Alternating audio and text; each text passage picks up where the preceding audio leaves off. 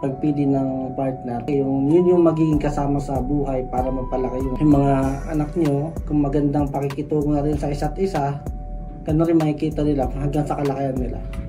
Be patient and be understanding sa mga kids natin.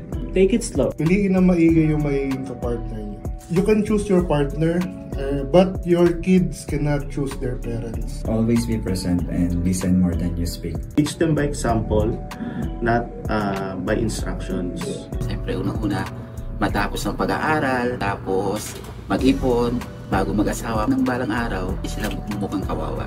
Huwag masyadong mapanglaman sa kapwa. Kapag tapos ka ng pag-aaral, maging pasunurin na bilang anak.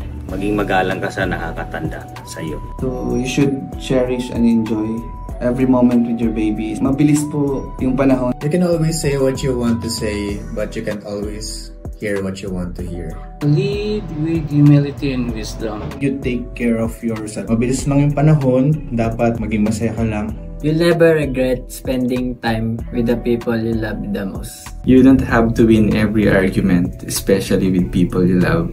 Mag-aaral silang mabuti, lagi silang marespeto sa kahit sinong kausap nila, mababa man o mataas. Ang pagiging ama, dapat ikaw ang modelo ng anak mo. Dapat mapagpasensya at focus lang sa goal.